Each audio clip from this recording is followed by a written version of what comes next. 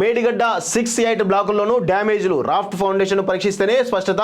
ఇసుక తొలగింపు పర్మిషన్ కోసం మహారాష్ట్ర సర్కారుకు లేక ఆ రాష్ట్రం ఓకే చెప్తే బ్యారేజ్ కుంగుబాటుపై పూర్తి స్థాయి ఎంక్వైరీ అంటూ ఒకరిని చూస్తా ఉన్నాం. మేడిగడ్డ బ్యారేజ్కు భారీ నష్టమే వాటిల్లినట్టు ఇరిగేషన్ ఇంజనీర్లు అనుమానిస్తున్నారు. బ్యారేజీలో కుంగిన 7వ బ్లాక్కు మాత్రమే నష్టం పరిమితం కాదని దానికి అనుకుని ఉన్న 6, 8 బ్లాకులపైన ఆ ప్రభావం పడినట్టుగా అనుమానిస్తున్నారు. బ్యారేజ్ పునాది వద్ద భారీగా పేరుకుపోయిన ఇసుకను తొలగించి ఇన్వెస్టిగేషన్ చేస్తేనే నష్టం ఎంత అనే దానిపై క్లారిటీ వచ్చే అవకాశం ఉందంటున్నారు. మేడిగడ్డ బ్యారేజ్లోని 6, 7, 8 బ్లాకులు పూర్తిగా మహారాష్ట్ర భూభాగంలో ఉన్నాయి.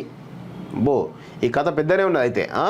అయితే కుంగిన 7వ బ్లాక్ సహా మహారాష్ట్ర వైపు పేరుకుపోయిన ఇసుకను తొలగించడానికి ఆ రాష్ట్ర ప్రభుత్వం అనుమతి తప్పనిసరి. ఇందుకోసం ఇరిగేషన్ అధికారులు మహారాష్ట్ర ప్రభుత్వానికి విజ్ఞప్తి కూడా చేశారు. ఆ రాష్ట్రం నుంచి క్లియరెన్స్ వస్తే తప్ప బ్యారేజ్ కుంగుబాటుకు దారితీసిన పరిస్థితులు ఏమిటో తెలియ అవకాశం లేదు.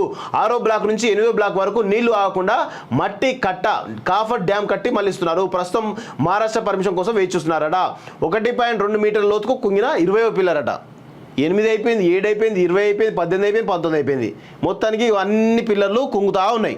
1.2 మీటర్లట, అంటే ఇంత ఇంత ఇంత కుంగిందట. వామ్మో.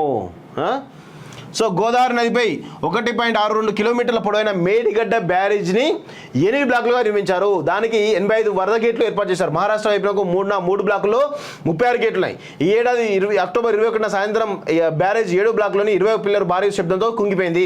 ఆ తర్వాత అదే పిల్లర్ 2 సార్లు కుంగింది. మొత్తంగా 1.2 మీటర్లు లోతుకు 20వ పిల్లర్ కుంగినట్టుగా గుర్తించారు. National dam safety authority barrage సందర్శించి రాష్ట్ర ఇరిగేషన్ డిపార్ట్మెంట్ ఇచ్చే పలు డాక్యుమెంట్ల ఆధారంగా కుంగుబాటుకు కారణాలను గుర్తించింది.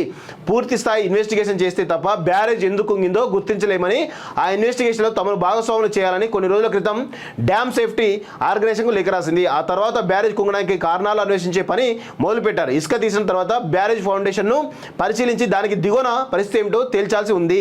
మేడిగడ్డ బ్యారేజ్ నిర్మాణం కోసం ఇసుకపై రాఫ్ట్ ఫౌండేషన్ నిర్మించారు. రాఫ్ట్ కింద నది లోపల తవ్వి పిల్లర్ల కోసం ఫౌండేషన్ వేశారు. వరద ఉధృతికి పిల్లర్లు కదలకుండా రాఫ్ట్ ఫౌండేషన్తో బలంగా ఉండేలా చేశారట. సో ఇసుకను తీస్తేనే లోపాలు బహిర్గతం అవుతాట. సో ఇసుక తీస్తేనే లోపాలు బయటపడతాయని చెప్పేసి చెప్తా ఉన్నారు. సో ఇక కాళేశ్వరం అనేది ఇక కేసీఆర్ స్మారక కాళేశ్వర ప్రాజెక్ట్గా ఈరోజు ఉండే అవకాశం ఉంది. ఇప్పుడు దీన్ని రిపేర్ చేయడానికి ఎంత లేదన్నా కానీ 500 నుంచి 1000 కోట్ల రూపాయలు కావాలి. ఈ ఎవడు పెట్టాలి? ఎల్ఎన్టీ పెడతాడా, లేకపోతే మెగాడు పెడతాడా, లేకపోతే ప్రభుత్వం పెడతాడా తేల్చాలి. ఈరోజు ప్రభుత్వం పెడితే కనుక అది కేసీఆర్ పైన విచారణ జరిపించే ప్రయత్నం చేయాలి, హరీష్ రావు పైన విచారణ జరిపించే ప్రయత్నం చేయాలి. వీళ్ళిద్దరిని ఈరోజు ఇమీడియట్గా జైలుకు పంపించే ప్రయత్నం చేయాలి. అట్లా చేస్తేనే ఈరోజు ఎంతో కొంత తెలంగాణ ప్రజలు రేవంత్ రెడ్డిని అదేవిధంగా కాంగ్రెస్ ప్రభుత్వం నమ్మే ప్రయత్నం చేస్తారు. ఇలా చేయకుండా మీరు కూడా ఈరోజు కాళేశ్వరంని ఇక వాళ్ళని కూడా ఏటీఎంలో వాడుకుంటా అంటే ప్రజలు మిమ్మల్ని క్షమించారనే విషయం కూడా గుర్తుపెట్టుకోవాలి.